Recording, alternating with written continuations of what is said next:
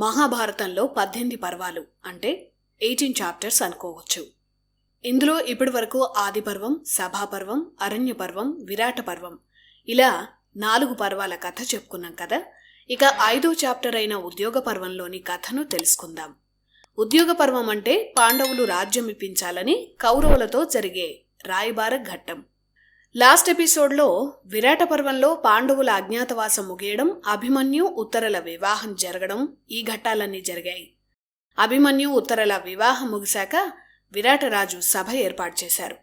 పాండవులు, బలరాముడు సహా బంధువులంతా ఉన్నారు. పాండవుల అరణ్యవాసం, అజ్ఞాతవాసం రెండూ విజయవంతంగా ముగిశాయి.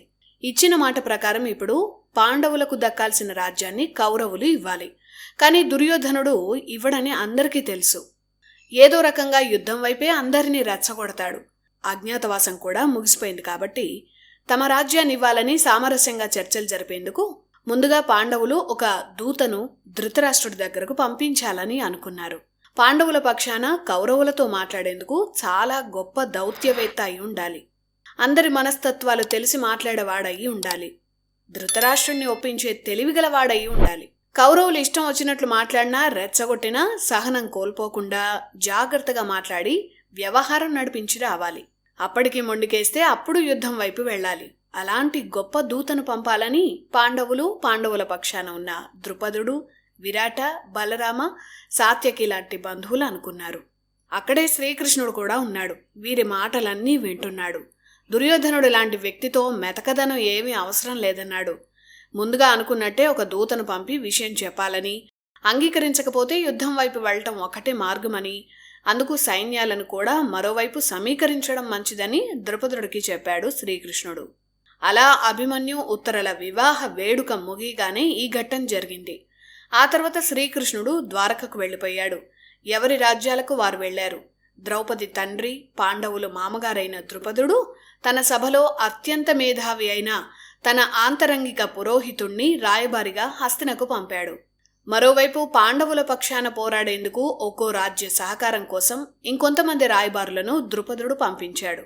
ఇలా రాయబారం, యుద్ధ సన్నాహాలు రెండూ మొదలయ్యాయి. యుద్ధమంటూ వస్తే శ్రీకృష్ణుడు తమ వైపే ఉండాలని సహాయం అర్థించేందుకు స్వయంగా అర్జునుడే ద్వారకకు వెళ్లాలని నిర్ణయించుకున్నాడు. శ్రీకృష్ణుడి ఆధీనంలో శక్తివంతమైన వృష్టి, అంధక, భోజ ఈ రాజ్యాలన్నీ ఉన్నాయి. వారందరికీ శ్రీకృష్ణుడి మాటే శాసనం. ఈ రాజ్యాలన్నీ యదువంశంలోని వివిధ రాజవంశాలే. శ్రీకృష్ణుడి కోసం అర్జునుడు వెళుతున్నాడన్న విషయం దుర్యోధనుడికి తెలిసిపోయింది. అర్జునుడి కన్నా ముందు వెళ్లి శ్రీకృష్ణుణ్ణి తమ వైపు యుద్ధం చేసేలా కోరాలని దుర్యోధనుడు అనుకున్నాడు. కృష్ణుడు ఎవరి వైపు ఉంటే వారికే గెలుపు అవకాశాలు ఎక్కువగా ఉంటాయని దుర్యోధనుడికి కూడా తెలుసు.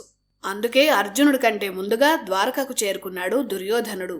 దుర్యోధనుడు కూడా శ్రీకృష్ణుడు బావే కదా, అందుకే నేరుగా కృష్ణుడి శయన మందిరానికే వెళ్ళిపోయాడు. అప్పటికింకా అక్కడ అర్జునుడు కనిపించలేదు. అమ్మయ్య, నేనే ముందు వచ్చాననుకున్నాడు. శయన మందిరంలో కృష్ణుడు నిద్రపోతున్నాడు. అతని తలవైపు కూర్చునేందుకు ఒక ఆసనం ఉంది. అలాగే పాదాల దగ్గర మరో ఆసనం ఉంది. ఇక్కడే మనిషి తనకు అవసరం వచ్చినప్పుడు ఎలా ప్రవర్తించాలో చెప్పే గొప్ప ఘట్టం మహాభారతంలో ఉంది. దుర్యోధనుడు అహంకారి. శ్రీకృష్ణుడైనా సరే తాను తగ్గేది లేదనుకున్నాడు. నేను చక్రవర్తిని కాబట్టి ఎవరి కాళ్ల దగ్గర కూర్చోవడం ఏమిటి అనుకున్నాడు.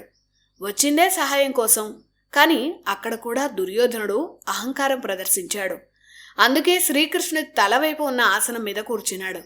కాసేపటికే అర్జునుడు వచ్చాడు. అతను కూడా నేరుగా శ్రీకృష్ణుడి శయన మందిరానికే వచ్చాడు.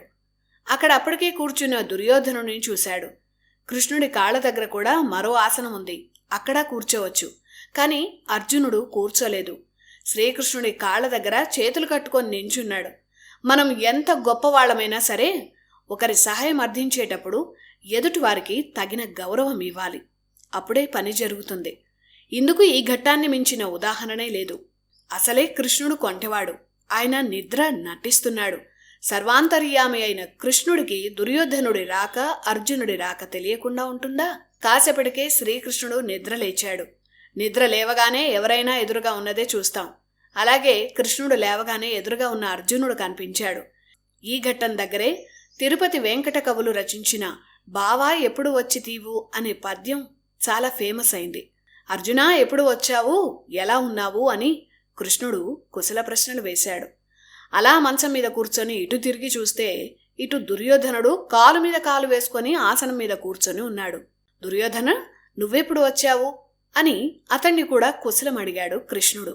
ఇద్దరినీ వచ్చిన కారణం అడిగాడు. యుద్ధం అంటూ వస్తే తమ పక్షాన నిలబడాలని ఇద్దరూ కోరారు. ఇద్దరూ ఒకే కోరిక అడిగితే తాను మాత్రం ఏం చేయగలడు? అదే చెప్పాడు శ్రీకృష్ణుడు. అప్పుడు ఆయనే ఒక సలహా ఇచ్చాడు. తన దగ్గర ఉన్న వనరులను విభజిస్తానని చెప్పాడు. అలా విభజించాక ఎవరికి ఏది కావాలో కోరుకోండని చెప్పాడు. అయితే ముందు నేను వచ్చాను కనుక ముందుగా నేనే కోరుకుంటానన్నాడు దుర్యోధనుడు. ముందుగా నువ్వు వచ్చినా ముందుగా నేను చూసింది అర్జునుడు కాబట్టి అతనే కోరుకోవడం న్యాయం అన్నాడు కృష్ణుడు.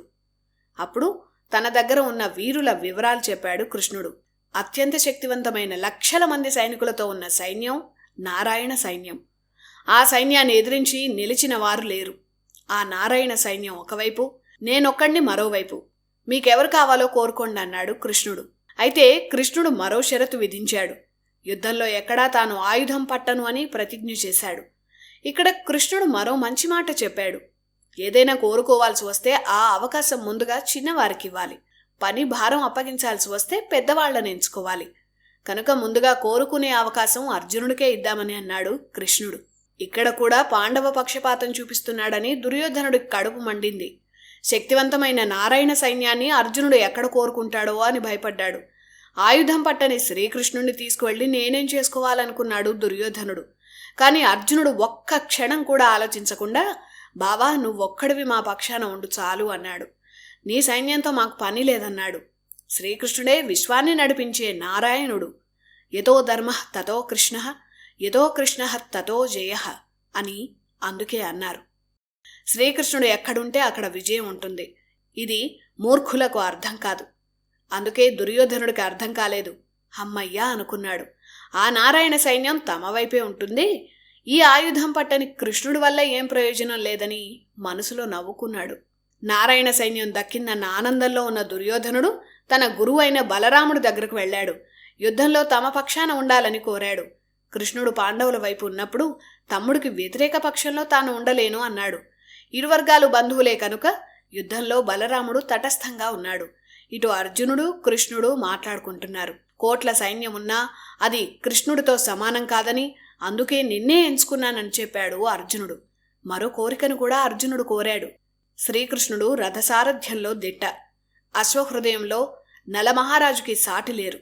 నలమహారాజు తర్వాత మహాభారత కాలంలో అంతటి గొప్ప రథసారథులు శ్రీకృష్ణుడు, పాండవుల మేనమామైన శల్యుడు. వీరిద్దరిని మించిన సారథులు భారత కాలంలో లేరు. అందుకే యుద్ధంలో తన రథానికి సారథ్యం వహించాలని అర్జునుడు శ్రీకృష్ణుణ్ణి వినయంగా అర్థించాడు. అందుకు శ్రీకృష్ణుడు, నీ రథాన్ని నేనే నడుపుతానని అర్జునుడికి మాట ఇచ్చాడు.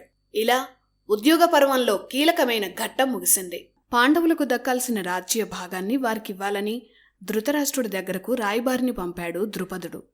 ద్రౌపది తండ్రి, పాండవుల మామగారు ద్రుపదుడు. అలా ద్రుపదుడి పురోహితుడు రాయబారిగా హస్తినాపురానికి వెళ్లి ధృతరాష్ట్రుడిని కలిశాడు. ధృతరాష్ట్రుడితో పాటు ఆ సభలో ఉన్న పెద్దలందరికీ పాండవులు పంపిన సందేశాన్ని వివరించాడు. ధృతరాష్ట్రుడు, పాండురాజు ఒక తండ్రి బిడ్డలు కాబట్టి వారసత్వ సంపద ఇద్దరికీ సమానంగా చెందుతుంది. పైగా హస్తిన సింహాసనం మీద పేరుకి ధృతరాష్ట్రుడు ఉన్నా రాజ్యాన్ని విస్తరించింది పాండురాజే. కనుక ధృతరాష్ట్రుడు సొంతంగా సంపాదించిన సంపద అంటూ ఏమీ లేదు. అయినా పాండురాజు అన్నయ్య అన్న గౌరవంతో ఈ రాజ్యాన్ని ధృతరాష్ట్రుడికి అప్పజెప్పాడు. అందువల్ల తమకు చెందాల్సిన రాజ్యాన్ని పాండవులు ఏనాడూ అనుభవించలేకపోయారు. కానీ ధృతరాష్ట్రుని పిల్లలు అనుభవిస్తున్నారు. మరి రాజ్యాన్ని, అధికారాన్ని అనుభవించే హక్కు కౌరవులకు ఎంతుందో పాండవులకు అంతే ఉంది కదా అన్నాడు ఆ రాయబారి. ఎన్ని మోసాలు చేసినా, ఎంత అవమానించినా, అరణ్య అజ్ఞాతవాసాలు చేయించినా పాండవులు ధర్మబద్ధంగానే ప్రవర్తించారు. కనుక వారికి దక్కాల్సిన రాజ్యాన్ని వారికివ్వాలని, ఒకవేళ ఇవ్వకుంటే యుద్ధం తప్పదని, ఒకవేళ యుద్ధమే జరిగితే పాండవులకు 7 అక్షౌహిణుల సైన్యం ఉందని చెప్పాడు ద్రుపదుడు పంపిన రాయబారి. అన్నింటికి మించి శ్రీకృష్ణుడు పాండవుల వైపు ఉన్నాడని చెప్పాడు. రాయబారి సందేశం విన్న భీష్ముడు ఆనందించాడు. సంధి చేసుకుంటేనే మంచిదని, లేదంటే వంశనాశనం తప్పదని ధృతరాష్ట్రుణ్ణి హెచ్చరించాడు. కాని అర్జునుణ్ణి ఎలాగైనా సంహరించాలని పంతం పట్టిన కర్ణుడికి భీష్ముడి మాటలు నచ్చలేదు. వచ్చిన రాయబారిని, పాండవులను తన మాటలతో అవమానించాడు. పరిస్థితి అర్థమైన ధృతరాష్ట్రుడు వెంటనే లేచి ఈ సమస్యను పెద్దలతో మాట్లాడి పరిష్కరిస్తామని చెప్పి ఆ దూతను పంపించాడు. అక్కడితో ద్రుపదుడు పంపిన ఆ దూత వెళ్ళిపోయాడు. పాండవుల దూత వచ్చిన దగ్గర్నుంచి ధృతరాష్ట్రుడికి ఏం చేయాలో తోచలేదు. పాండవులు అడిగిన దాంట్లో న్యాయం ఉందని ధృతరాష్ట్రుడికి తెలుసు.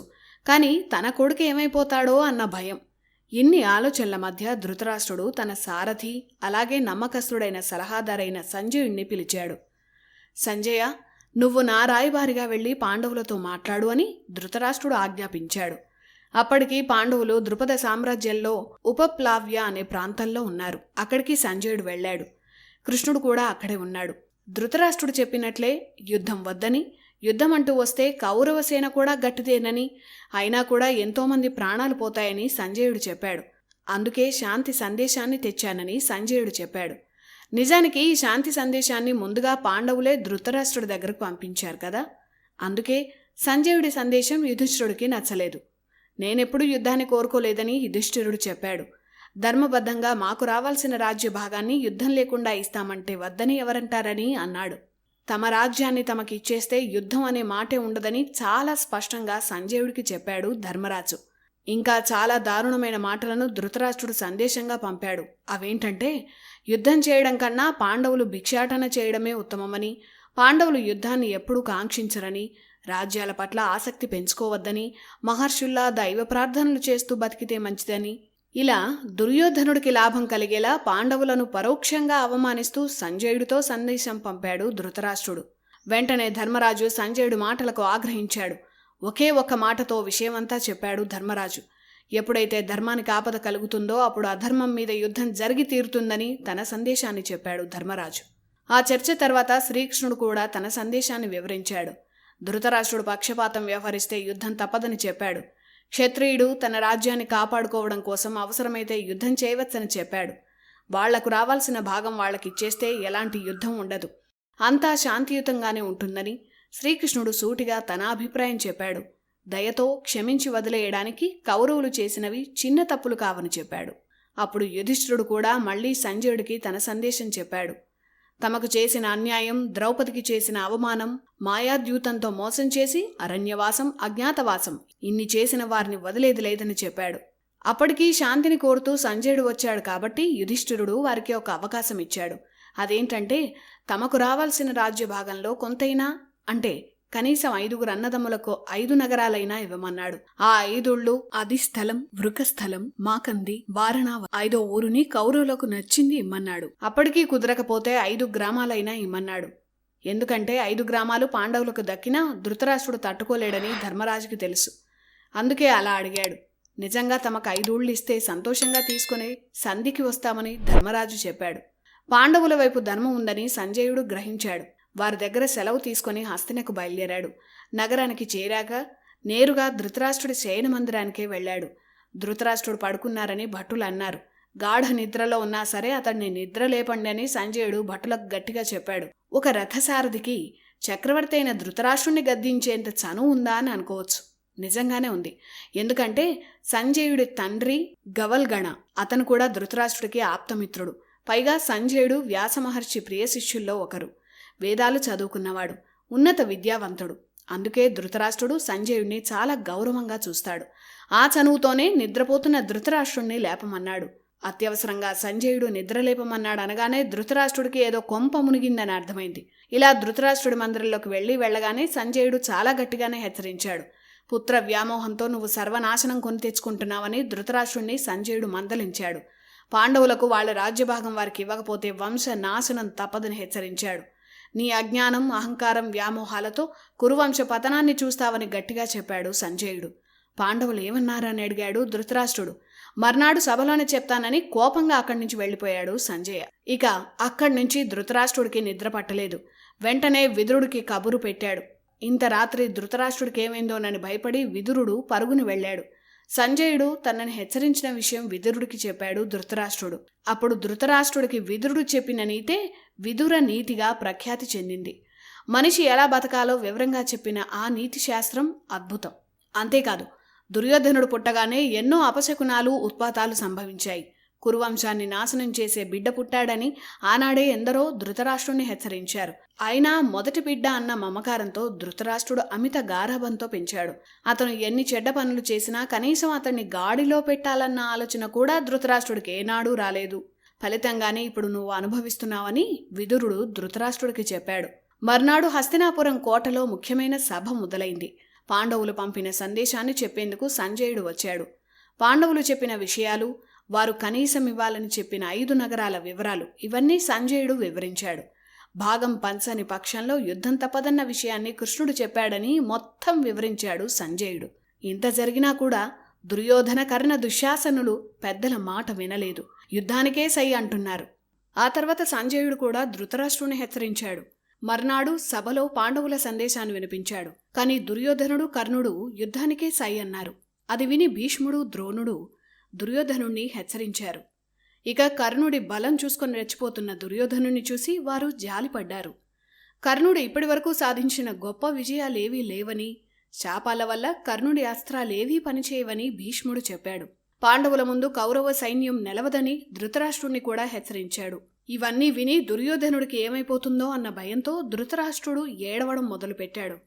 అప్పుడు సభలో ఉన్న సంజయుడు లేచాడు. ఈ ఏడుపేదో మాయాజూదంలో పాండవులను మోసం చేసినప్పుడు, ద్రౌపదిని అవమానిస్తున్నప్పుడు, అన్యాయంగా పాండవులను అరణ్యవాసానికి పంపినప్పుడు ఏడిస్తే బాగుండేదని సంజయుడు అన్నాడు. ఇలా అందరూ పాండవుల శక్తి గురించే మాట్లాడుతుంటే దుర్యోధనుడికి కోపం వచ్చింది. పైగా ఇవన్నీ విని తన తండ్రి ఎక్కడ సంధి చేసుకుంటాడో అన్న భయం కూడా కలిగింది. అందుకే సభలో దుర్యోధనుడు లేచాడు. పాండవుల గురించి గొప్పలు చెప్పి నిన్ను భయపెడుతున్నారని దుర్యోధనుడు ధృతరాష్ట్రుడితో అన్నాడు. అయినా భీష్మ, ద్రోణ, కృపాచార్య, అశ్వత్థామ లాంటి శక్తిమంతులు మన వైపు ఉన్నప్పుడు పాండవులు ఎలా గెలుస్తారని ప్రశ్నించాడు. ఒకవేళ మనం సంధి చేసుకున్నా శ్రీకృష్ణుడు కౌరవులను వదళ్లని తండ్రికి నూరుపోశాడు. అందువల్ల పాండవులకు రాజ్యభాగం ఇచ్చేదే లేదన్నాడు దుర్యోధనుడు. అరణ్యవాసం తర్వాత పాండవుల దగ్గర ఏమీ లేదని, హస్తినాపురాన్ని గెలిచేంత సామర్థ్యం పాండవులకు లేదని అన్నాడు దుర్యోధన. ఈ చేతకానితనంతోనే 5 గ్రామాలైనా ఇవ్వండి అని ధర్మరాజు అర్థించాడని గుర్తు చేశాడు. దుర్యోధనుడు ఎంత చెప్తున్నా ధృతరాష్ట్రుడు కలవరపడుతూనే ఉన్నాడు. ఎందుకంటే పాండవుల శక్తి ఏంటో అందరికన్నా ఎక్కువగా ధృతరాష్ట్రుడికే తెలుసు. పాండవుల వైపు 7 అక్షౌహిణుల సైన్యం ఉందని ధృతరాష్ట్రుడు విన్నాడు. అదే విషయాన్ని సుయోధనుకు చెప్పాడు. అప్పుడు వారివైపు 7 అక్షౌహిణుల సైన్యం ఉంటే మనవైపు 11 అక్షౌహిణుల సైన్యం యుద్ధానికి సిద్ధంగా ఉందని తండ్రిని రెచ్చగొట్టాడు. ఈలోపు సంజయుడు పాండవుల అస్త్రశస్త్రాల గురించి వివరించాడు. అరణ్యవాసంలో అర్జునుడు శివుణ్ణి ప్రసన్నం చేసుకుని సాధించిన పాశుపతాస్త్రం, భీముడు హనుమను ప్రసన్నం చేసుకుని సాధించిన బలం, వీటితో పాటు వారి దగ్గర ఉన్న దివ్యమైన ఆయుధాల ముందు ఎంత సైన్యమున్నా సరిపోదని సంజయుడు చెప్పాడు. వీటన్నిటికి మించి కృష్ణుడు వారి వైపు ఉన్నాడని అన్నారు. ఎన్ని చెప్పినా తాను, కర్ణుడు పాండవులను సంహరించేస్తామని అతి విశ్వాసం ప్రదర్శించాడు దుర్యోధనుడు. మొత్తానికి దుర్యోధనుడు ఒక మాట చివరిగా చెప్పాడు. యుద్ధం తప్పదని, అవసరమైతే వీరమరణం పొందుతాను తప్ప పాండవులతో సంధి చేసుకోనని తేల్చి చెప్పాడు. 5 గ్రామాలు కాదు కదా, సూది మొన మోపినంత భూమిని కూడా పాండవులకు నేను ఇవ్వను అని దుర్యోధనుడు మొండిగా చెప్పాడు. ఆ మాట అనగానే తన చావు తానే దుర్యోధనుడు తెచ్చుకుంటున్నాడని ధృతరాష్ట్రుడు భయపడ్డాడు. ఎవరైనా తన కుమారుడికి హితబోధ చేయాలని, యుద్ధం వద్దని చెప్పాలని బతిమాలాడు. ఈలోపు కర్ణుడు లేచాడు. దుర్యోధనుడి మాటే తన మాట అన్నాడు. అప్పుడు భీష్ముడు మళ్లీ కర్ణుణ్ణి మందలించాడు. నీ దగ్గర ఉన్న బ్రహ్మాస్త్రం పనిచేయదు, ఇంద్రుడు ఇచ్చిన శక్తి అస్త్రం కూడా అర్జునుణ్ణి ఏమీ చేయలేదు అన్నాడు. కర్ణుడి అసూయ వల్ల దుర్యోధనుడు బలైపోతున్నాడని ధృతరాష్ట్రుడికి చెప్పాడు. అప్పుడు కర్ణుడు ఆవేశంతో ఊగిపోయాడు. తనను అనుక్షణం భీష్ముడు అవమానిస్తున్నాడని, ఈ భీష్ముడు బతికున్నంత వరకు తాను యుద్ధం చేయనని ప్రతిజ్ఞ చేశాడు. అంటే భీష్ముడు మరణించాకే తాను యుద్ధక్షేత్రంలోకి వస్తానని ఆవేశంగా చెప్పి సభ నుంచి విసురుగా వెళ్ళిపోయాడు. అప్పుడు విదురుడు మాట్లాడాడు. అన్నదమ్ములు కొట్టుకుంటే అది ఇతర రాజులకు ప్రయోజనం తప్ప మనకు కాదు. ఇక్కడ పాండవ పక్షపాతం లేదని, ఒకే వంశంలో పుట్టిన అన్నదమ్ముల మధ్య యుద్ధాన్ని ఆపాలన్నదే తమ ఉద్దేశమని చెప్పాడు విదురుడు. పైగా కృష్ణుడు వారి వైపు ఉన్నంత వరకు పాండవులను ఎవరూ ఓడించలేరని చెప్పాడు. ఇలా అందరూ దుర్యోధనుడికి చెప్పే ప్రయత్నం చేశారు. కానీ అతను వినలేదు. ఈ ఘటన జరిగిన కొన్ని రోజులకు పాండవులు సమావేశమయ్యారు. సంజయుడు రాయబారానికి వచ్చి అప్పటికే చాలా రోజులైంది. కానీ ఇప్పటికీ ధృతరాష్ట్రుడి నుంచి సంధి సమాచారం ఎందుకు రాలేదని పాండవులు ఆలోచిస్తున్నారు. ధర్మరాజు కూడా బాగా ఆలోచించాడు. ఇక లాభం లేదని పాండవులు ద్వారకకు వెళ్లారు. శ్రీకృష్ణుణ్ణి కలిశారు. ఇంకా దుర్యోధనుడి నుంచి ఎలాంటి సమాచారం లేదని కృష్ణుడికి చెప్పారు. అప్పుడు కృష్ణుడు, తానే హస్తినకు పాండవుల రాయబారిగా వెడతానని వారికి చెప్పాడు. అప్పటికి ధర్మరాజు చాలా స్పష్టంగా కృష్ణుడికి చెప్పాడు, తాము శాంతినే కోరుకుంటున్నామని, యుద్ధాన్ని ఆశించడం లేదని, ఇక తప్పని పరిస్థితుల్లో అయితేనే యుద్ధానికి వెడతామని చెప్పాడు. తమ శ్రేయోభిలాషిగా నీకు ఏది మంచి అనిపిస్తే అది చేయాలని పాండవులు శ్రీకృష్ణుణ్ణి కోరారు.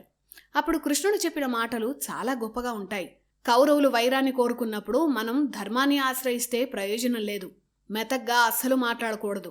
క్షత్రియుడికి కార్యసాధకుడికి దైన్యం పనికిరాదు. ధృతరాష్ట్రుడు జాలితోనో దయతోనో నీకు రాజ్యం ఇవ్వడు. మీరు అరణ్యవాసం చేసినప్పుడు కూడా తండ్రి కుమారులు మీకు హాని చేయాలని చూశారు. విష సర్పాలను ఉపేక్షించకూడదు. దుర్యోధనుడికి శిక్ష పడాల్సిందే.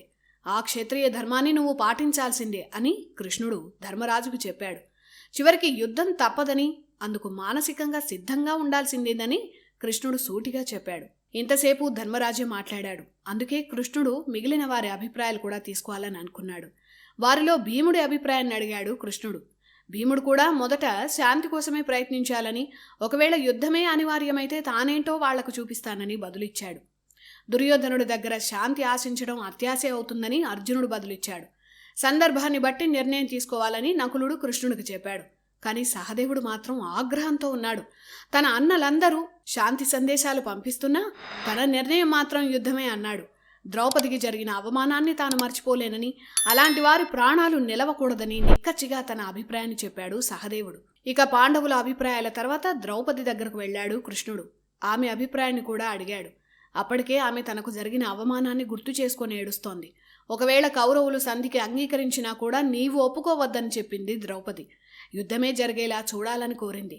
కౌరవుల పట్ల అసలు దయ చూపాల్సిన అవసరమే లేదంది. తమకిప్పుడు కావాల్సింది రాజ్యభాగం కాదని, ప్రతీకారమని సూటిగా చెప్పింది. తనకు జరిగిన అవమానం మాటల్లో వర్ణించలేనిది. ఏ స్త్రీకి అలాంటి దుస్థితి కలగకూడదు. అలాంటి అవమానం పొందిన ద్రౌపది తన మాటలతో యుద్ధాన్నే రగిలించింది. 13 సంవత్సరాలుగా ఆమె గుండెల్లో దాగిన ప్రతీకారం, ఆవేశం ఆమె మాటల్లో కనిపించింది. దుశ్శాసనుడు తన జుట్టు పట్టుకుని లాగాడని, అలాంటి దుశ్శాసనుడి మరణాన్ని తాను చూడాలని, దుర్యోధనుడి మరణమే పాండవుల వీరత్వానికి సార్థకత అని చెప్పింది ద్రౌపది. ఒకవేళ కౌరవులను సంహరించడం పాండవులకు సాధ్యం కాకపోతే ప్రతీకారాన్ని తీర్చుకునేందుకు తన తండ్రి ద్రుపదుడిని యుద్ధానికి పంపిస్తానని చెప్పింది. తన మాటలు విన్న కృష్ణుడు యుద్ధమే జరుగుతుందని, కౌరవ నాశనం చూస్తావని ద్రౌపదికి మాటిచ్చాడు. అలా అందరితో మాట్లాడిన తర్వాత కృష్ణుడు హస్తినకు బయలుదేరాడు. హస్తినలో జరిగిన శ్రీకృష్ణ రాయబార ఘట్టం మహాభారతంలో అత్యంత కీలకమైన ఘట్టం. హస్తినకు వెళ్లిన శ్రీకృష్ణుడికి ఘన స్వాగతం లభించింది. శ్రీకృష్ణుణ్ణి తమ దారిలోకి తెచ్చుకునే కుతంత్రంతో ధృతరాష్ట్రుడు, దుర్యోధనుడు దారి పొడుగునా శ్రీకృష్ణుడికి అద్భుతమైన ఏర్పాట్లు చేశారు. కానీ వాటిని శ్రీకృష్ణుడు పట్టించుకోలేదు. హస్తినాపురానికి దగ్గరలోనే వృకస్థలం అనే ఊరుంది. అక్కడ పండితులు చాలామంది ఉంటారు. శ్రీకృష్ణుడు వస్తున్నాడని తెలిసి ఆ పండితులు తమ స్థాయిలో ఏర్పాట్లు చేసి ఆ పరమాత్మను భక్తితో పిలుచుకున్నారు. భగవంతుడు ఎప్పుడైనా భక్తుల వైపే ఉంటాడు. దారి పొడుగున అద్భుతమైన ఏర్పాట్లను ధృతరాష్ట్రుడు చేయిస్తే పండితులు ఏర్పాటు చేసిన చిన్న విడిదిలో శ్రీకృష్ణుడు ఆ రాత్రి గడిపారు. వారు పెట్టిన ఆహారాన్ని సంతృప్తిగా తిన్నాడు. అక్కడే విశ్రమించాడు. హస్తినాపురంలో కూడా శ్రీకృష్ణుడు విడిది చేసేందుకు అద్భుతమైన భవనాన్ని సిద్ధం చేయించాడు ధృతరాష్ట్రుడు. కానీ ఇవేవీ దుర్యోధనుడికి ఇష్టం లేదు. ఎందుకంటే ఎన్ని ఏర్పాట్లు చేసినా శ్రీకృష్ణుడు పాండవుల వైపే ఉంటాడు, కానీ తమ వైపు అస్సలు ఉండడని దుర్యోధనుడికి తెలుసు. అయినా సరే కృష్ణుడికి స్వాగత సత్కారాలు అద్భుతంగా జరగాలని భీష్ముడికి, విదురుడికి చెప్పాడు ధృతరాష్ట్రుడు. ఇవన్నీ చూసిన దుర్యోధనుడు తన తండ్రితో ఇలా అన్నాడు: శ్రీకృష్ణుడు గొప్పవాడే. అతను ఉన్నాడన్న ధైర్యంతోనే పాండవులు యుద్ధానికి భయపడటం లేదు. కనుక రాయబారానికి వచ్చిన శ్రీకృష్ణుణ్ణి తాను బంధిస్తానని, అప్పుడు శ్రీకృష్ణుడు లేని పాండవులు తన దారికి వచ్చి తనకు విధేయులై ఉంటారని దుర్యోధనుడు అన్నాడు. ఆ మాటకు ధృతరాష్ట్రుడు అదిరిపడ్డాడు. శ్రీకృష్ణుణ్ణి బంధించటం అంటే మృత్యువుని కౌగిలించుకోవడమేనని ధృతరాష్ట్రుడికి తెలుసు. ఆ మందబుద్ధికి బుద్ధి వచ్చేలా మీరైనా చెప్పండి అని భీష్మ, విదురులని ధృతరాష్ట్రుడు బతిమాలుకున్నాడు. నీ కుమారుడు పెద్దల మాట వినడని, అతనెప్పుడో చేయి దాటిపోయాడని, చావును వెతుక్కుంటూ వెళుతున్నాడని విదురుడు ధృతరాష్ట్రతో అన్నాడు. శ్రీకృష్ణుడు స్వయంగా వచ్చాడంటే ఏమవుతుందో అన్న భయంతో ధృతరాష్ట్రుడు రాత్రంతా కంగారుగా ఉన్నాడు. ఆ మర్నాడు శ్రీకృష్ణుడు హస్తినాపురంలో ప్రవేశించాడు. భీష్మ, ద్రోణ, ధృతరాష్ట్ర సహా అందరూ కృష్ణుడికి స్వాగతం పలికారు. ఆ స్వాగత కార్యక్రమానికి దుర్యోధనుడు రాలేదు. శ్రీకృష్ణుడు సాక్షాత్ పరమాత్మ స్వరూపమే కనుక ఊరంతా ఆయన్ను దర్శించేందుకు కదలి వచ్చింది. అలా అపూర్వ స్వాగతంతో కృష్ణుడు హస్తినలోకి అడుగుపెట్టాడు. పద్ధతి ప్రకారం కృష్ణుడు ధృతరాష్ట్రుని కలవాలి కనుక నేరుగా అతని భవనానికి వెళ్ళాడు. అక్కడ ధృతరాష్ట్ర, దుర్యోధన, కర్ణులు కృష్ణుణ్ణి ఘనంగా స్వాగతించారు, సత్కరించారు. ఆ వెంటనే కృష్ణుడు విదురుడితో పాటు అతని భవనానికి వెళ్ళిపోయాడు. ధృతరాష్ట్రుడు ఏర్పాటు చేసిన అద్భుత భవనం వైపు కూడా వెళ్లలేదు. విదురుడు శ్రీకృష్ణుడి భక్తుడు, అందుకే అతని ఇంటికి అతిథిగా వెళ్ళాడు. అంతటి పరమాత్మే అతిథిగా వస్తే ఏ భక్తుడికైనా సంబరమే కదా. అలా విదురుడు శ్రీకృష్ణుడికి అన్ని సత్కారాలు మనసారా చేసుకున్నాడు. పాండవులు వనవాసానికి వెళ్ళాక కుంతి విదురుడి సంరక్షణలోనే ఉంది.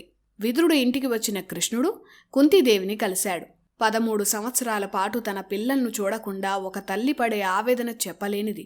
పాండవుల తరపున వచ్చిన కృష్ణుణ్ణి చూడగానే తన పిల్లల్ని చూసినట్లే భావించి కంటతడి పెట్టుకుంది.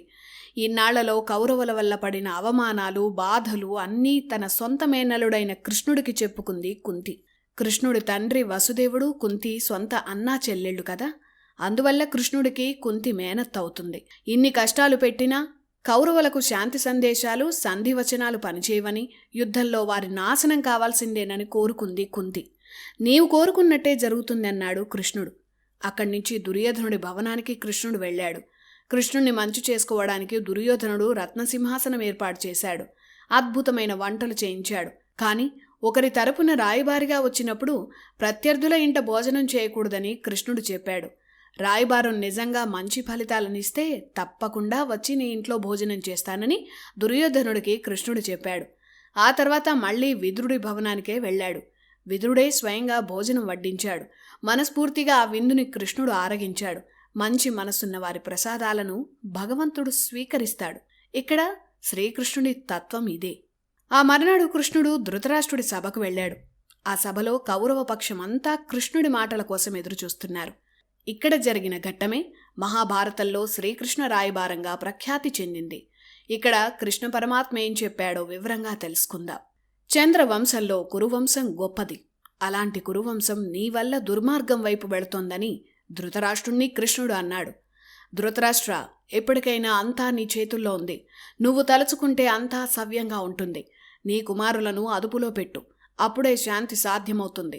లేదంటే యుద్ధంలో నీ వంశమంతా నాశనమవుతుంది అని సూటిగా ధృతరాష్ట్రుణ్ణి కని హెచ్చరించాడు కృష్ణుడు.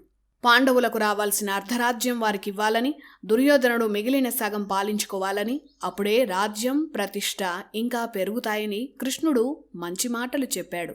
ఇప్పటికీ పాండవులు శాంతి కోసమే తనను పంపారని, హద్దు దాటితే యుద్ధమేనని హెచ్చరించాడు. తాను చెప్పిన దాంట్లో ధర్మం కానిదేదైనా ఉంటే చెప్పొచ్చని కృష్ణుడు సభలో ఉన్న మిగిలిన పెద్దలను అడిగాడు. శ్రీకృష్ణ రాయబారాన్ని చూసేందుకు ఎంతో మంది గొప్ప ఋషులు వచ్చారు. వారిలో విష్ణు అవతారాల్లో ఒకరైన పరశురాముడు కూడా ఉన్నాడు. రామాయణంలో రాముడు, పరశురాముడు కలిసినట్టే మహాభారతంలోనూ ఈ ఘట్టంలో కృష్ణుడు, పరశురాముడు కలిశారు. ఈ రాయబారం సమయంలోనే పరశురాముడు ఒక కథను సభలో ఉన్న వారందరికీ చెప్పాడు. ఆ కథ దంభోద్భవ కథ.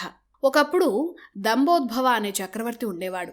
యుద్ధంలో తనకంటే శక్తివంతులెవరూ లేరని అతను విర్రవీగుతూ ఉండేవాడు. దంభోద్భవుడి అహంకారం చూసిన ఒక దేవత, నీకన్నా బలవంతులు ఇద్దరూ గంధమాదన పర్వతం మీద ఉన్నారు, వారిని నువ్వు యుద్ధంలో ఓడించలేవు అని చెప్పింది. ఆ మాటకు దంభోద్భవ అహం దెబ్బతింది. వెంటనే గంధమాదన పర్వతం మీదకు వెళ్ళాడు. అక్కడ చూస్తే ఇద్దరు బక్కపలసని వృద్ధ సన్యాసులు తపస్సు చేసుకుంటున్నారు. వీళ్ళా వీరులు, వీళ్ళా నాతో యుద్ధంలో గెలిచేది అని దంభోద్భవ అనుకున్నాడు. అయినా సరే వారిని తనతో యుద్ధం చేయాలని రెచ్చగొట్టాడు. వృద్ధులమైన తమలాంటి సన్యాసులతో యుద్ధమేంటని వారిద్దరూ అతన్ని వారించారు. అయినా అతను వినలేదు. యుద్ధం చేయాల్సిందే అని విసిగించాడు. యుద్ధాన్ని వారి నుంచి దానంగా కోరాడు. అతని చిరాకు పెడుతుంటే విసిగిపోయి ఆ ఇద్దరిలో ఒక సన్యాసి సరే రా అని కొన్ని దర్భలు తీశాడు. మంత్రించి ఆ దర్భలు వదిలాడు. అవి అతి శక్తివంతమైన అస్త్రాలుగా మారి దంభోద్భవుడి అస్త్రాలన్నిటినీ నాశనం చేశాయి. దంభోద్భవుడు ఓడిపోయాడు. అతన్ని ఓడించిన వారే నరనారాయణులు. వారిలో నరుడే అర్జునుడని పరశురాముడు సభలో ఉన్న వారందరికీ అర్జునుడి శక్తి ఏంటో చెప్పాడు. పరశురాముడితో పాటు శ్రీకృష్ణ రాయబార ఘట్టంలో కణ్వ, నారద మహర్షులు కూడా ఉన్నారు. వారు కూడా విష్ణుస్వరూపుడైన శ్రీకృష్ణ అర్జునులు కలుసుంటే వారిని ఓడించడం ఎవ్వరితరం కాదని ధృతరాష్ట్రుడికి వివరించారు. యుద్ధం వద్దని సంధి చేసుకోమని హితబోధ చేశారు. ఇంత చెప్పినా ధృతరాష్ట్రుడి బుద్ధి పనిచేయలేదు. కుమారుడిపై వ్యామోహం విషయంలో ధృతరాష్ట్రుని మించిన దుర్మార్గుడు ఇంకెవ్వరూ లేరు. ఇంతమంది పెద్దలు చెప్పినా కూడా దుర్యోధనుణ్ణి తాను అదుపులో పెట్టలేనని, అతను తన చేయి దాటిపోయాడని ధృతరాష్ట్రుడు చెప్పాడు. ఇక దుర్యోధనుడికి కృష్ణుడు ఎంతగానో చెప్పి చూశాడు. పాండవులతో స్నేహం చేస్తే నువ్వు సుఖంగా ఉంటావని చెప్పాడు. నువ్వు నమ్ముకుంటున్న కర్ణుడు, దుశాసనుడు 11 అక్షౌహిణుల సైన్యం పాండవుల ముందు సరిపోదని చెప్పాడు. అందుకే పాండవులకు అర్ధరాజ్యమిచ్చి నీ సంపదను కాపాడుకో అని చిన్నపిల్లలకు చెప్పినట్లు దుర్యోధనుడికి చెప్పి చూశాడు కృష్ణుడు. అయినా దుర్యోధనుడు వినలేదు. పైగా తన తప్పేమీ లేదని, అసలు ఈ రాజ్యం తన తండ్రిదని, పాండవులకు అడిగే హక్కే లేదని అన్నాడు. అప్పుడు శ్రీకృష్ణుడు మొదటిసారి ఆగ్రహించాడు. పాండవులను జూదం పేరుతో మోసం చేసి వదినగారైన ద్రౌపదిని నిండు సభలో అవమానించి వారిని అరణ్యాల పాలు చేసి నీ తప్పేమీ లేదని ఎలా అంటావని కృష్ణుడు దుర్యోధనుణ్ణి నిలదీశాడు. అంధుడైన నీ తండ్రికి సింహాసనం మీద కూర్చునే హక్కే లేదని, పాండురాజు దయవల్లే నీ తండ్రి చక్రవర్తి అయ్యాడని, నీకే రాజ్యం మీద హక్కు లేదని చెప్పాడు కృష్ణుడు.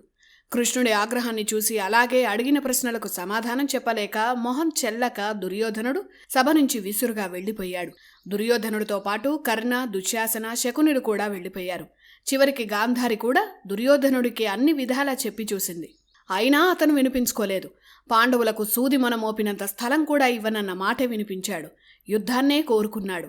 సభ నుంచి వెళ్లిపోయిన దుర్యోధనుడు, అతని సహచరులు ఒకచోట రహస్యంగా సమావేశమయ్యారు. ఇది కృష్ణుడి ప్రాణ స్నేహితుడు సాత్యకి గమనించాడు. ఎందుకైనా మంచిదని సాత్యకి తన సైన్యాన్ని కూడా హస్తినకు రప్పించాడు. కృష్ణుణ్ణి ఎలాగైనా బంధించాలన్న కుట్రను దుర్యోధనుడు వివరిస్తున్నాడు. కృష్ణుణ్ణి బంధిస్తే పాండవులు ఏమీ చేయలేరని చెప్పాడు. వెంటనే సాత్యకి ఈ విషయాన్ని సభలో ఉన్న వారికి చెప్పాడు. కృష్ణుడి మీద చేయి వేస్తే ఎవరూ మిగలరని హెచ్చరించాడు సాత్యకి. ధృతరాష్ట్రుడు భయపడ్డాడు. దుర్యోధనుడు సభకి రావడానికి వీల్లేదని హెచ్చరించాడు.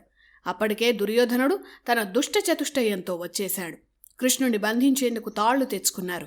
కానీ కృష్ణుడు వీళ్ల చేష్టలను చూస్తూ నవ్వుకున్నాడు. పరమాత్మను తాళ్లతో ఎవరైనా బంధించగలరా? అంతటి అజ్ఞాని దుర్యోధనుడు. వెంటనే కృష్ణుడు ఉగ్రరూపం ధరించాడు. క్షణాల్లో శ్రీకృష్ణుడు ఇంతింతై పెరిగిపోయాడు. ఒక్కసారిగా విశ్వరూపం చూపించాడు. ఆ ప్రాంతమంతా కాంతితో నిండిపోయింది. ఆ తేజస్సు వల్ల ఎవరికీ ఏమీ కనిపించడం లేదు. కాని నిజమైన భక్తులైన భీష్ముడు, ద్రోణుడు, విదురుడు వీరందరికీ శ్రీకృష్ణుడు దివ్యదృష్టి ఇవ్వడం వల్ల వారంతా విశ్వరూప దివ్యమంగళ స్వరూపాన్ని దర్శించుకొని భక్తితో ఆనంద భాష్పాలు రాల్చారు. శ్రీకృష్ణుడి విశ్వరూపం నుంచి కాంతిపుంజాలు సభంతా నిండిపోయాయి. వ్యాస భారతంలో విశ్వరూపాన్ని అద్భుతంగా వర్ణించారు. ఈ విశ్వం రూపమే విశ్వరూపం, విశ్వమే విష్ణువు, విశ్వాన్ని రక్షించే పనిలోనే ఈ అవతారాలు. అలా మానవులు నివసించే భూమిపై మానవావతారంలోనే కృష్ణుడై వచ్చాడు విష్ణువు. ఆ విశ్వరూపంలో నుదుటిపై బ్రహ్మదేవుడు కనిపించాడు. వక్షస్థలంలో రుద్రుడు కనిపించాడు. శరీరంలో లోకాన్ని పాలించే దేవతలంతా కనిపించారు. కృష్ణుడి కుడి భుజంపై అర్జునుడు, ఎడమ భుజంపై బలరాముడు, ఆయన వెనుక మిగిలిన పాండవులు, ఇలా శ్రీకృష్ణుడి అవతారానికి కారణమైన ఘట్టాలన్నీ ఆ విశ్వరూపంలో కనిపించాయి. శంఖ, చక్ర, శాంగ, గద, హల, ఖడ్గం లాంటి ఆయుధాలతో విశ్వరూపం కొనసాగింది. అక్కడ కూర్చున్న ధృతరాష్ట్రుడికి కూడా ఆ విశ్వరూపాన్ని దర్శించాలన్న కోరిక కలిగింది. ఆ కోరికను కృష్ణుణ్ణే కోరాడు ధృతరాష్ట్రుడు. వెంటనే ధృతరాష్ట్రుడికి దివ్య దృష్టి ప్రసాదించాడు కృష్ణుడు. ఆ విశ్వరూపాన్ని ధృతరాష్ట్రుడు తనివి తీరా దర్శించి నమస్కరించాడు. వెంటనే ఈ స్వార్థ ప్రపంచాన్ని తాను చూడలేనని మళ్లీ తనని అంధుడిగా మార్చాలని కోరాడు ధృతరాష్ట్రుడు. అలా ధృతరాష్ట్రుడిని అంధుడిగా మార్చాడు కృష్ణుడు. మొత్తానికి మహాభారతంలో 2 సార్లు కృష్ణుడు విశ్వరూపాన్ని ప్రదర్శించాడు. అందులో ఒకటి ఈ కృష్ణ రాయబారం, రెండవది భగవద్గీత ఘట్టంలో. అలా కృష్ణ పరమాత్మ విశ్వరూప ఘట్టం ముగిసింది. ఆయన్ని బంధించాలన్న దుర్యోధనుడి, అతని మిత్రుల కుట్ర భగ్నమైంది. ఆ విశ్వరూప కాంతిని చూడలేక అందరూ కళ్ళు తిరిగి పడిపోయారు. విశ్వరూపాన్ని ముగించిన తర్వాత కృష్ణుడు ఆగ్రహంతో ధృతరాష్ట్రుడికి ఇలా చెప్పాడు. తాను శాంతి సంధి కోసం వస్తే నీ కుమారులు అమర్యాదగా ప్రవర్తించారు. అంటే వారు యుద్ధాన్నే కోరుకుంటున్నారు. ఈ మాటే పాండవులకు చెప్తానన్నాడు. వెంటనే అక్కడి నుంచి వెళ్ళిపోయాడు. ఇలా మహాభారతంలో అత్యంత కీలకమైన శ్రీకృష్ణ రాయబార ఘట్టం ముగిసింది. ఆ తర్వాత కృష్ణుడు కర్ణుణ్ణి కలిశాడు. అలా కృష్ణుడు, కర్ణుడు ఒక ఏకాంత ప్రదేశానికి వెళ్లి సమావేశమయ్యారు. అప్పుడే మొట్టమొదటిసారి కర్ణుడి జన్మ రహస్యాన్ని శ్రీకృష్ణుడే అతనికి చెప్పాడు. కర్ణ, నీ అసలు తల్లి కుంతీదేవి. దుర్వాస మహర్షి వరం వల్ల కుంతీదేవి కన్యగా ఉన్నప్పుడు సూర్యుడి అంశతో పుట్టినవాడివి అని కృష్ణుడు కర్ణుడికి తన జన్మ రహస్యం చెప్పాడు. ధర్మశాస్త్రం ప్రకారం నీ అసలు తల్లి కుంతీదేవే అవుతుంది. ఆ లెక్కన పాండురాజుకు కూడా నీవు కుమారుడి వరసే అవుతావని చెప్పాడు కృష్ణుడు. ఒక దైవ కారణం వల్ల కర్ణుడు సూతపుత్రుడిగా పెరిగాడు. అందువల్ల పాండవులకు కర్ణుడు అన్నయ్య అవుతాడు. ఈ విషయాన్ని కర్ణుడు అంగీకరిస్తే హస్తినాపురానికి అతనే చక్రవర్తి. ఇదే విషయాన్ని కృష్ణుడు చెప్పాడు. ఎవరి వైపు ఉండాలో ఆలోచించుకోమన్నాడు. ఒకవేళ పాండవుల వైపు ఉంటే ధర్మరాజు సంగతి కర్ణుడికి తెలుసు. తనని అన్నగా గౌరవించి మరో ఆలోచన లేకుండా సింహాసనం అప్పగిస్తాడు. దగ్గరుండి పట్టాభిషేకం చేయిస్తాడు. కర్ణుడికి కృష్ణుడు చేసిన హితబోధను వ్యాసుడు చక్కగా వ్రాశారు. అయితే చాలామంది ఈ ఘట్టంలో లేని విషయాలను కూడా చెప్తున్నారు. అందుకే వ్యాసుడు రచించిన భారతంలో కర్ణుడితో కృష్ణుడు ఏమన్నాడో తెలుసుకుందాం. కర్ణ, నువ్వు పాండవుల వైపు ఉంటే ధర్మరాజు సోదరులు మాత్రమే కాదు, పాంచాల చేతి దేశస్థులు కూడా నిన్ను మహారాజుగా అంగీకరిస్తారు. ధర్మరాజు యువరాజు అవుతాడు. నువ్వు చక్రవర్తి అవుతావు. ధర్మరాజే నీకు వింజామరలు విసురుతాడు. నీ వెనుకే నడుస్తాడు. భీముడు నీకు ఛత్రం పడతాడు. అర్జునుడు నీకు సారథి అవుతాడు. అభిమన్యుడు నీకు అంగరక్షకుడవుతాడు. నకుల సహదేవులు నీకు ఉపచారాలు చేస్తారు. అంధక వృష్ణి వంశీకులమైన మేమంతా నీ వెంట ఉంటాం. 6వ కాలం ద్రౌపది నిన్ను సేవిస్తుంది అని కృష్ణుడు చెప్పినట్టు వ్యాస భారతంలో ఉంటుంది. ఇక్కడ 6వ కాలంలో ద్రౌపది నిన్ను సేవిస్తుంది అని కృష్ణుడంటే కొంతమంది రచయితలు ఈ వాక్యాన్ని 6వ భర్తగా ద్రౌపది కర్ణుణ్ణి స్వీకరిస్తుందని తప్పుగా రాసి అదే ప్రచారం చేశారు. ఇది శుద్ధ తప్పు. స్వయంవరంలో అర్జునుడు పొందిన ద్రౌపది పాండవుల 5గురికి మాత్రమే భార్య. 6వ భర్తగా కర్ణుడు ఉండాలని కొన్ని సినిమాల్లో చూపించడం దారుణం. అసలు ఆ కథే ఎక్కడా లేదు. కొన్ని కథలు సృష్టించి మరీ ద్రౌపది వ్యక్తిత్వాన్ని తక్కువ చేసి చూపించారు. అదొక దుష్ప్రచారం. భారతాన్ని తప్పు పట్టించడమే. ఎందుకంటే స్వయంవరానికి వచ్చిన కర్ణుణ్ణి మొదటే తిరస్కరించింది ద్రౌపది. దుర్యోధనుడితో కలిసిన నాటి నుంచి ద్రౌపదికి కర్ణుడంటే సదా అభిప్రాయం లేదు. వస్త్రాపహరణం సమయంలో వస్త్రాలు ఊడదీయాలన్న దారుణమైన సూచన చేసిందే కర్ణుడు. అలాంటి కర్ణుడు ఎప్పుడు మరణిస్తాడా అని ద్రౌపది చూస్తూ ఉంటుంది. ఇన్ని సాక్ష్యాలు ఉన్నా ద్రౌపది వ్యక్తిత్వాన్ని తక్కువ చేస్తూ కొందరు అజ్ఞానులు కొత్త కథలు సృష్టించారు. అవన్నీ కట్టుకథలే. ద్రౌపది యజ్ఞంలో పుట్టిన అగ్ని. దైవాంశ శక్తులైన 5గురు పాండవులతో కలిసిన 6వ శక్తి ద్రౌపది. వీరు సాధారణ మానవులు కాదు, దుష్ట సంహారానికి జన్మించిన శక్తులు. 6వ కాలంలో ద్రౌపది సేవిస్తుంది అని ఎందుకన్నాడు కృష్ణుడు? అందుకు ప్రమాణం వేదంలో ఉంటుంది. చతుర్థకాల పాన భక్త స్యాత్ అని వేదాల్లో ఉంటుంది. అంటే అర్థం, రోజుని 4 భాగాలు చేస్తే అందులో 4వ భాగం వచ్చేసరికి భోజనం చేయాలని అర్థం. అలాగే పంచమకాలం అంటే సంధ్యా సమయం అని అర్థం. జ్యోతిష్యంలో షష్ఠకాలం అని ఉంటుంది. ఈ షష్ఠకాలం అంటే పట్టాభిషేక సమయం అని అర్థం. షష్ఠ అంటే 6 అని అర్థం. 6వ కాలం నిన్ను సేవిస్తుంది అంటే అర్థం కర్ణుడి పట్టాభిషేకం సమయంలో పాండవులతో పాటు ద్రౌపది కూడా ఉపచారాలు చేస్తుంది అని. అంతే తప్ప పెళ్లి చేసుకుంటుంది అని కాదు. తనంటే ద్రౌపదికి మంచి అభిప్రాయం లేదని కర్ణుడికి తెలుసు. మరి ఒకవేళ కర్ణుడు పాండవ పక్షానికి చేరితే ద్రౌపది ఏమనుకుంటుందో అని కర్ణుడు ఆలోచిస్తాడని కృష్ణుడు ఇలా చెప్పాడు. నీ పట్టాభిషేకం జరిగితే ద్రౌపది కూడా తన భర్తలతో పాటు ఒక చక్రవర్తిగా నీకు చేయాల్సిన ఉపచారాలు చేస్తుంది అని అర్థం.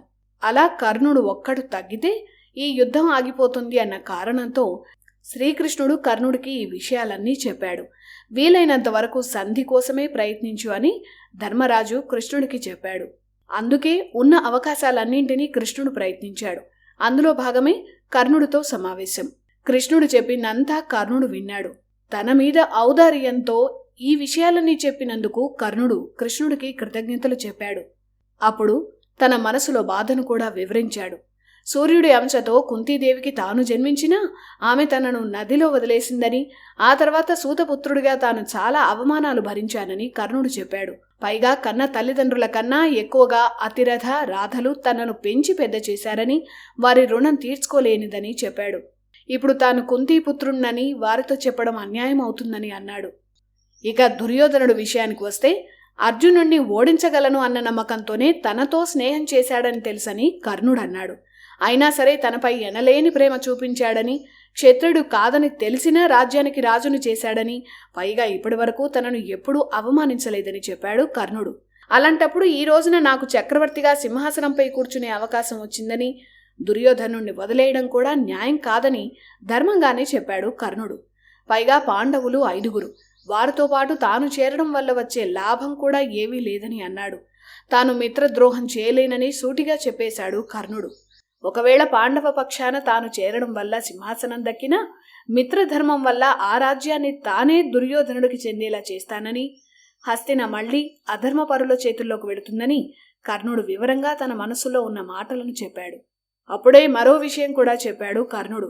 ఈ రాజ్యానికి ధర్మరాజు లాంటి వాడే రాజవ్వాలని అన్నాడు. అంటే యుద్ధంలో పాండవుల మీద గెలవడం సాధ్యం కాదని కర్ణుడికి తెలుసు. అలాగే ఇద్దరి మధ్య జరిగిన ఈ సంభాషణని పొరపాటున కూడా మూడో వ్యక్తికి తెలియనివ్వద్దని కృష్ణుణ్ణి అర్థించాడు. దుర్యోధనుడు కోసం పాండవుల పట్ల చాలా అవమానకరంగా ప్రవర్తించానని, అందుకు చాలాసార్లు తనలో తాను కుమిలిపోయానని, అందుకు క్షమించాలని కూడా కృష్ణుడితో చెప్పుకున్నాడు. ఇక మహాభారత యుద్ధం అనే మహాయజ్ఞం జరగక తప్పదని, అందుకు తాము సిద్ధమేనని కర్ణుడు చెప్పేశాడు. అప్పుడు కృష్ణుడు ఇవాళ్టికి 7వ రోజును యుద్ధానికి మంచి రోజని చెప్పాడు. అలా మార్గశిర మాసంలో శుద్ధ త్రయోదశి నాడు యుద్ధం జరిగిందని అంటారు. ఆ రోజున యుద్ధానికి సిద్ధం కమ్మని దుర్యోధనుడికి చెప్పు అని సందేశాన్ని కర్ణుడికే చెప్పాడు కృష్ణుడు. అప్పుడు మళ్లీ అవకాశం వస్తుందో లేదో అని కర్ణుడు కృష్ణుణ్ణి ఆలింగనం చేసుకున్నాడు. ఆ తర్వాత దుర్యోధన మందిరం వైపు కర్ణుడు బయలుదేరాడు. యుద్ధమే జరగబోతోందని కుంతీదేవికి తెలిసిందే. తన కుమారులు యుద్ధం చేసి ప్రతీకారం తీర్చుకోవాలని, విజయం సాధించాలని కృష్ణుడికి చెప్పినా యుద్ధం వల్ల కలిగే నష్టాలేంటో క్షత్రియ స్త్రీ అయిన కుంతికి తెలుసు. లోపల మనసులో సంధి కుదిరితే బాగుండుననే అనుకుంది. కాని యుద్ధమే వస్తోందని బాధపడింది. ఆమె కూడా కర్ణుడి దగ్గరికే వెళ్లాలని నిర్ణయించుకుంది. కర్ణుడు ఆగితే యుద్ధం ఆగిపోతుందని ఆమెకు తెలుసు. మహాభారతంలో కర్ణుడు లేకపోతే యుద్ధమే లేదు. కృష్ణుడు కర్ణుణ్ణి కలిసిన మర్నాడే కుంతి రహస్యంగా కర్ణుడి ఉండే చోటుకు వెళ్ళింది. అప్పటికి కర్ణుడు గంగానదీ తీరంలో సూర్యుడి ఆరాధనలో ఉన్నాడు. ఉదయం నుంచి మధ్యాహ్నం వరకు కర్ణుడు సూర్యుడి ఆరాధనలో ఉంటాడు. అలా మధ్యాహ్నం వరకు కుంతి వేచి చూసింది. అలా అతని ఆరాధన పూర్తి అయ్యి వెనక్కు తిరిగి చూస్తే కుంతి. కర్ణుడు ఆశ్చర్యపోయాడు. వెంటనే భక్తితో ఆమెకు నమస్కరించాడు. అప్పటికే కృష్ణుడి వల్ల కర్ణుడికి నిజమంతా తెలిసిపోయింది. అయినా విషయం తెలియనట్లే మాట్లాడాడు కర్ణుడు. తన వల్ల ఏదైనా సహాయం కావాలా అని వినయంగా కుంతిని అడిగాడు కర్ణుడు. అప్పుడు కుంతీదేవి కూడా అసలు విషయాన్ని, కర్ణుడి జన్మ రహస్యాన్ని చెప్పింది. నేనే నీ కన్న తల్లినని, పాండవులు నీకు తమ్ముళ్ళు అని కథంతా వివరించింది. దుర్మార్గుడైన దుర్యోధనుణ్ణి సేవించి నాశనం కావద్దని సలహా ఇచ్చింది. పాండవుల పక్షాన చేరమని కోరింది. కాని కర్ణుడు కృష్ణుడికి ఏదైతే చెప్పాడో అదే విషయాన్ని కుంతీదేవికి కూడా చెప్పాడు. ఇప్పుడు తాను మిత్రద్రోహం చేయలేనని సూటిగా చెప్పేశాడు. అయితే ఒక విషయం మాత్రం కర్ణుడు చెప్పాడు. యుద్ధంలో ఒక అర్జునుని తప్ప మిగిలిన 4 ఏ ఒక్కరు దొరికినా వారిని సంహరించను అని కుంతికి మాటిచ్చాడు కర్ణుడు. ఒకవేళ నేను మరణించినా, అర్జునుడు మరణించినా నీకు 5 కుమారులే ఉంటారన్నాడు. పాండవుల కుమార అస్త్ర ప్రదర్శన సమయంలోనే కర్ణుణ్ణి చూసి తన కుమారుడని గుర్తుపట్టింది కుంతి. కర్ణుడి విషయం కుంతి ఏనాడు పాండురాజుకు గాని పాండవులకు గాని చెప్పలేదు. యుద్ధాన్ని ఆపాలన్న ప్రయత్నంలో కర్ణుడికి తనే ఆ రహస్యాన్ని చెప్పింది. కృష్ణుడు పాండవుల దగ్గరకు వెళ్లాడు. రాయబారం విఫలమైందని, యుద్ధానికి సిద్ధం కావాలని చెప్పాడు. పాండవులు యుద్ధ సన్నాహాలు మొదలుపెట్టారు.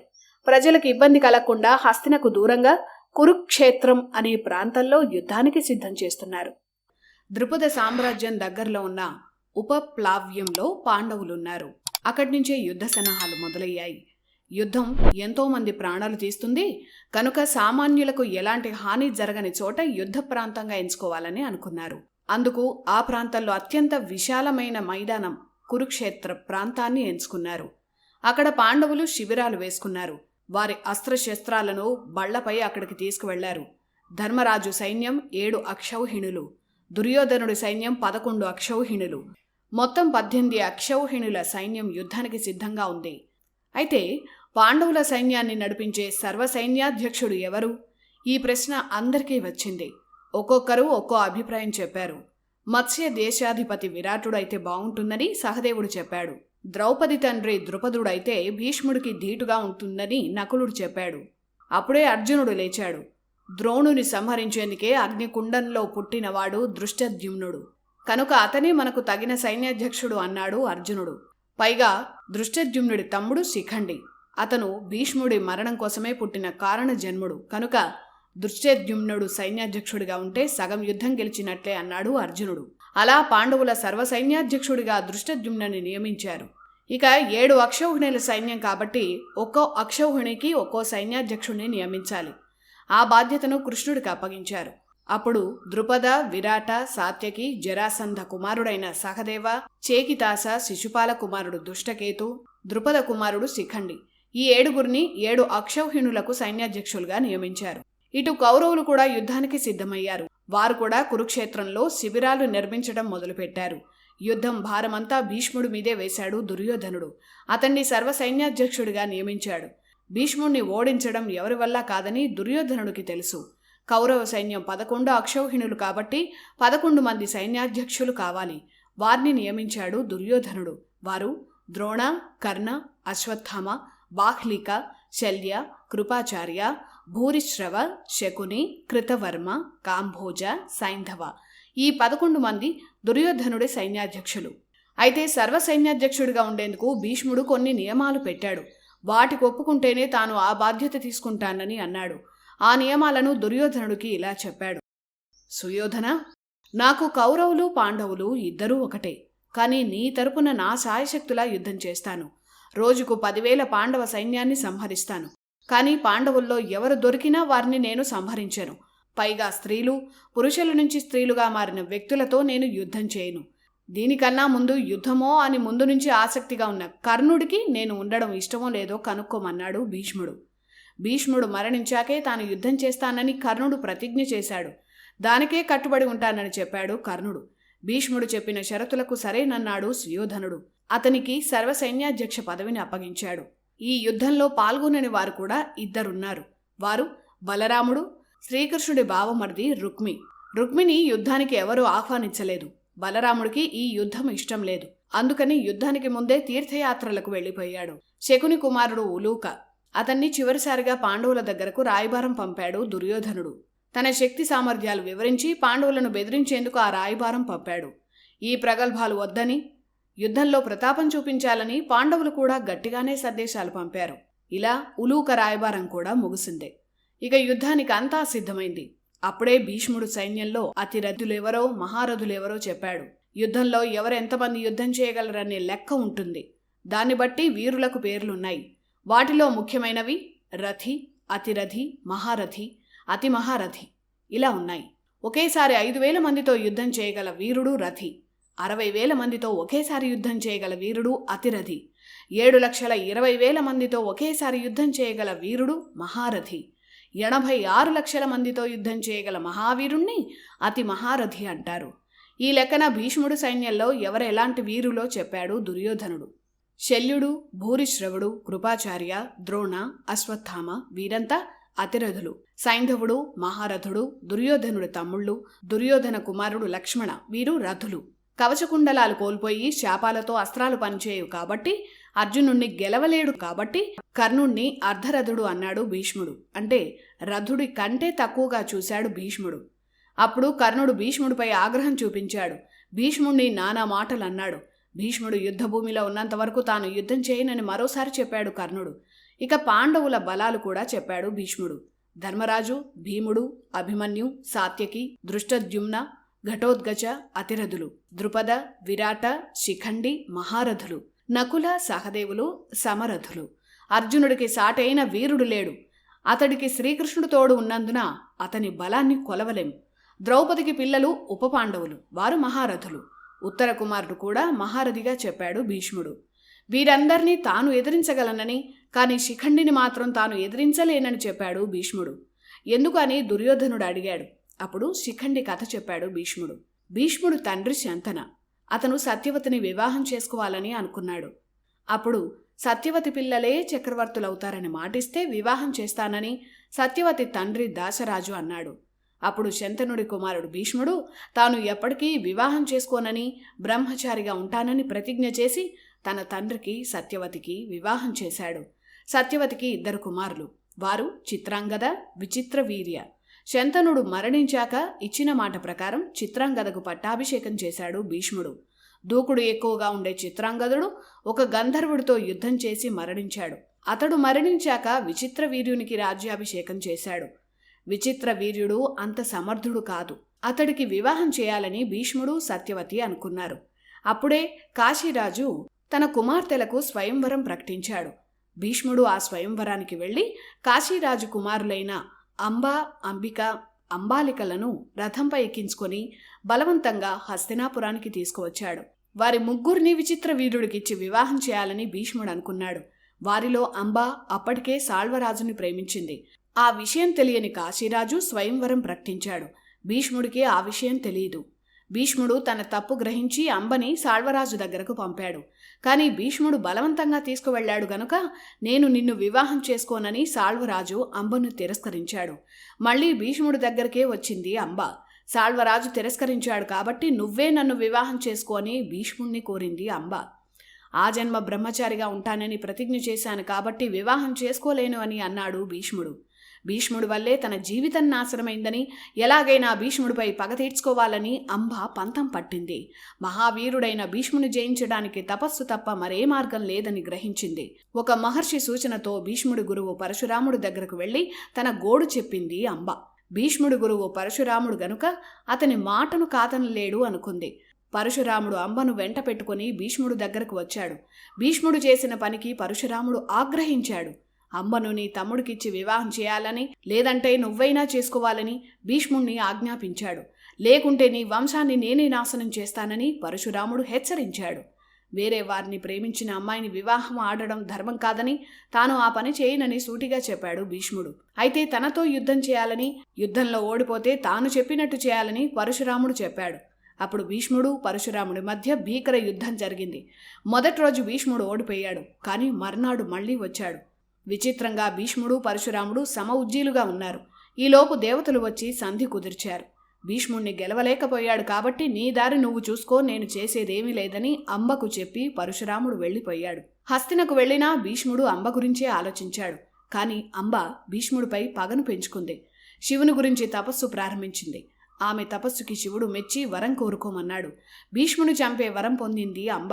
వచ్చే జన్మలో ద్రుపద మహారాజుకు కుమార్తెగా జన్మించి మరలా పురుష రూపం ధరిస్తావని, యుద్ధభూమిలో భీష్ముని సంహరిస్తావని శివుడు వరమిచ్చాడు. వెంటనే అంబ మరో జన్మ ఎత్తేందుకు అగ్నిలోకి దూకి ప్రాణాలు విడిచింది. ద్రుపద మహారాజుకు భీష్మునిపైన, ద్రోణుడిపైన కోపం ఉంది. అతడు భీష్ముని చంపగల కుమారుణ్ణి ప్రసాదించమని శివతపస్సు చేశాడు. భీష్ముని చంపే కుమారుడు కలుగుతాడని, అయితే ముందుగా కుమార్తెగా జన్మించి తర్వాత కుమారుడుగా మారి భీష్ముణ్ణి సంహరిస్తాడని శివుడు చెప్పాడు. ద్రుపదుడు అంతా భార్యకు వివరించాడు. వారికి ఒక కుమార్తె జన్మించింది. ద్రుపదుడు ఆమెకు శిఖండి అని పేరు పెట్టాడు. ఆమెకు ద్రోణాచార్యుని వద్ద విలువిద్య నేర్పించారు. ఆమె స్త్రీ అన్న విషయం దాచి శివుడి వరం వల్ల ఎలాగో పురుషుడవుతాడన్న నమ్మకంతో పురుషుళ్లాగే పెంచాడు ద్రుపదుడు. కానీ అప్పటికీ శిఖండి స్త్రీగానే ఉంది. కొన్నాళ్లకు దశార్ణ దేశరాజైన హేమవర్మ కుమార్తెతో వివాహం జరిపించారు. శిఖండి స్త్రీ అన్న విషయం భార్యకు తెలిసిపోయింది. దశార్ణ మహారాజుకి ఈ విషయం తెలిసి మోసం చేశాడన్న కారణంతో ద్రుపదుడి మీద యుద్ధానికి వచ్చాడు. పాంచాల దేశాన్ని ముట్టడించాడు. తన వల్లే ఈ అవమానం జరిగిందని శిఖండి బాధపడింది. అర్ధరాత్రి కోట నుంచి అడవుల్లోకి పారిపోయింది. ఆ అడవిలో స్థూలకర్ణ అనే యక్షుడు ఉన్నాడు. అతను శిఖండిని చూసి విషయం అడిగాడు. ఆమె తన కథంతా చెప్పింది. తనకు పురుషత్వం కావాలని అతన్ని కోరింది. అప్పుడు ఒక 10 రోజుల పాటు శిఖండిని పురుషుడుగా మార్చేట్టు, అంతవరకు తన స్త్రీ రూపాన్ని యక్షుడు ధరించేట్టు ఒప్పందం కుదిరింది. ఈలోపు తన మామగారి వద్దకు వెళ్లి తాను పురుషుణ్ణే అని నమ్మించి రావాలని ఆ యక్షుడు సలహా ఇచ్చాడు. శిఖండి అందుకు అంగీకరించి పురుషుడుగా మారాడు. ద్రుపదుడు హేమవర్మను పిలిపించి పురుషుడుగా మారిన శిఖండిని చూపించాడు. హేమవర్మ తన తొందరపాటుకు బాధపడి ద్రుపదునికి క్షమాపణ చెప్పాడు. ఇలా 2 రోజులు గడిచాయి. యక్షులకు అధిపతి కుబేరుడు. అతను శిఖండిని పురుషుడుగా మార్చిన స్థూలకర్ణుని మందిరానికి వెళ్ళాడు. అతను స్త్రీగా మారాడని తెలిసి కుబేరుడు ఆగ్రహించాడు. ఇది దైవ సంకల్పం, ఇక నుంచి నువ్వు స్త్రీగానే ఉండమని శపించాడు. స్థూలకర్ణుడు కుబేరుణ్ణి విమోచన మార్గం చెప్పమని బ్రతిమాలాడు. శిఖండి మరణించాక మళ్లీ నీ రూపం నీకు వస్తుందని చెప్పాడు కుబేరుడు. అలా స్త్రీగా పుట్టి పురుషుడిగా మారిన విచిత్రమైన క్యారెక్టర్ శిఖండి. అలా స్త్రీ నుంచి పురుషుడిగా మారిన శిఖండితో తాను యుద్ధం చేయనని భీష్ముడు చెప్పాడు. తాను ఎదురుపడితే అస్త్రాలు కింద పడేస్తానని చెప్పాడు. ఇలా ఉద్యోగ పర్వంలో కురు పాండవుల యుద్ధ సన్నాహాలు ముగిశాయి. ఇక యుద్ధం ప్రారంభమవుతుంది.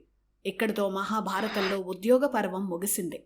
ఇక యుద్ధ పర్వంలో మొదట జరిగే భీష్మ పర్వాన్ని నెక్స్ట్ ఎపిసోడ్లో తెలుసుకుందాం.